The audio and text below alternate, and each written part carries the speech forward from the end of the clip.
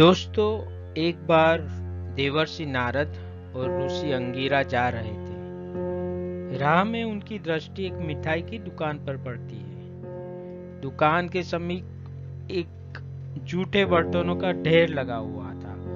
उन्हें खाने के लिए अक्सर एक कुत्ता समीप आता था और जैसे ही दुकान का मालिक उसको देखता, जोर से डंडा मारता।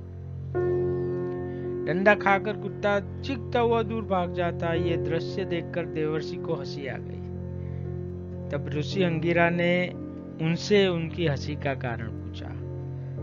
तब नारद जी बोले, ऋषिवर, ये दुकान पूर्व में एक कंजूस व्यक्ति की थी। उसने बहुत सारा धन उपार्जन किया, पर दूसरों को उसने कष्ट भी उतना दिया। उसने कभी कोई दान नहीं किया। इस जन्म में वो कुत्ता बनकर पैदा हुआ है और दुकान मालिक उसका ही पुत्र है, जिसके लिए उसने सारा धन संग्रह किया था और सारी संपत्ति उसने अपने लड़के के लिए छोड़ दी है। आज उसके हाथ से उसे जूठा भोजन भी नहीं मिल पा रहा है।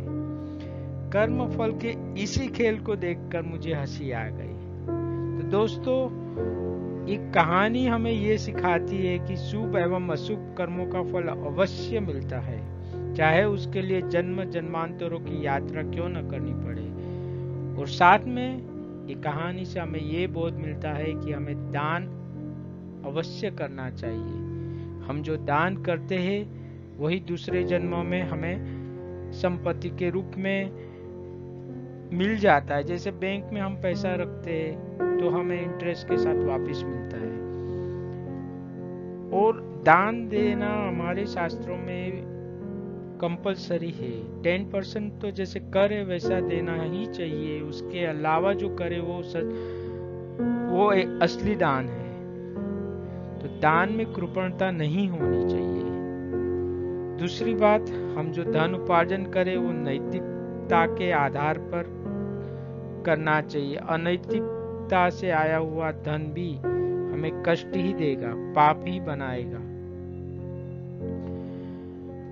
जहां तक दान का सवाल है, आज हमारे शास्त्रों के जो विचार है वो कहीं लुप्त हो गए और दान करने में हम पिछड़ गए। वेस्टर्न कंट्रीज आज भी हमारे से कहीं आगे जहां तक दान की बात आती है। वहां पे कई अमीर लोग हैं जो अपनी संपत्ति के 99% संपत्ति दान करने का संकल्प लेते और करते भी है। जबकि भारत में ये बहुत कम देखने को मिलता है। हमारे देश में एक आदर्श उदाहरण है तो वो टाटा का है, जिन्होंने पूरी संपत्ति ट्रस्ट के नाम पे कर दी है। उन्होंने अपने संतानों के लिए संपत्ति नहीं छोड़ी है। जैसे इस कहानी में आता है कि जब प्रचुर मात्रा में संपत्ति हो और आप अपने लड़के के लिए दे देते हो तो न उस लड़के का आप कल्याण कर सकते हो, न अपना कर सकते हो, न समाज का कर सकते हो।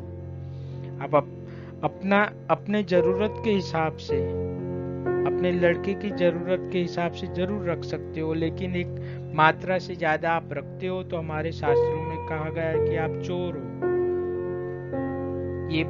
इस बात का हमेशा ध्यान रहे कि जरूरत से ज्यादा धन रखना गलत है। रतन टाटा से जब मुकेश अंबानी ने अपना घर बनाया जिसकी कीमत आज $2 बिलियन है, यानी कि 16,000 करोड़ रुपया, और ये विश्व का सबसे महंगा घर है। किसी व्यक्तिगत का इससे थोड़ा महंगा है इंग्लैंड की महारानी का घर, लेकिन किसी व्यक्ति का अगर सबसे महंगा घर है तो वो किसी अमेरिकन ने नहीं बनाया है, किसी इंग्लैंड के किसी नागरिक ने नहीं बनाया है। जबकि वो लोग के पास हमारे भारतीयों से ज्यादा धन है, और ये 2010 में बनाया था। तो 2010 में जब किसी ने उनसे पूछा रतन टाटा से कि आपका क्या कहना है, इन्होंने इस तरह का महंगा घर बनाया।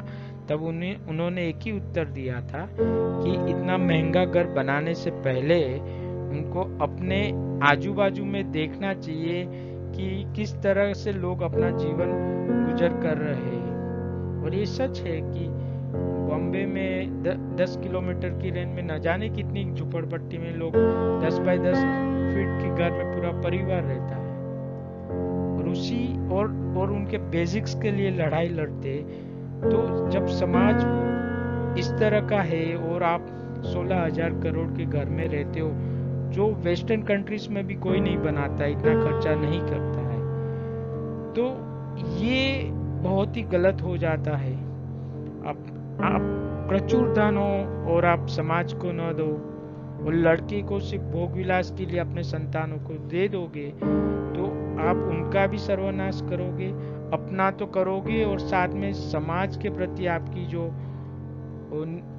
जो कर्तव्य है उससे भी दूर भागोगे। आपको अगर अधिक धन मिला है तो आपका कर्तव्य बनता है कि आप उसे समाज के लिए दे दो।